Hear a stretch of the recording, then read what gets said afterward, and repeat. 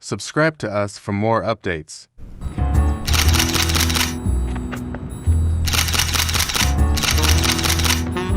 Here are 6 ways to use the keyframe tool.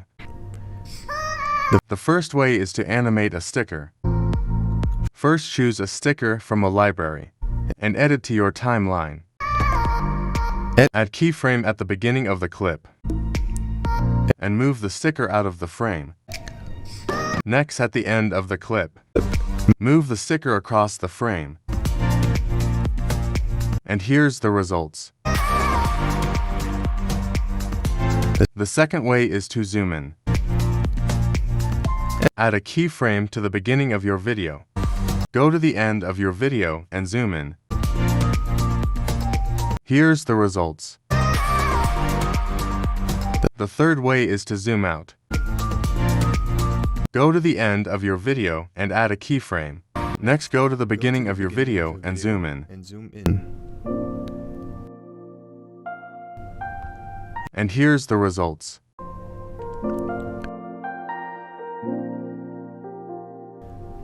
The fourth way is to reframe your video.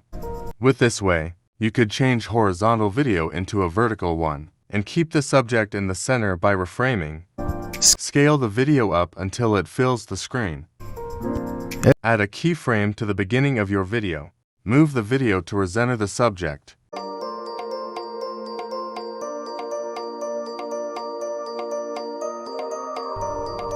And here's the results. The fifth way is to change the mask area. Add a keyframe to the beginning of your video tap mask. Tap mask. Choose the mask that you prefer and scale it down. Next, go to the end of the clip and tap mask. Scale the mask up until the video fills the screen. And here's the results. The sixth way is to move the watermark in the video tap text. Tap text. Add in your watermark. Move the text to where you want it to start moving. Keep repeating this until the end of the video.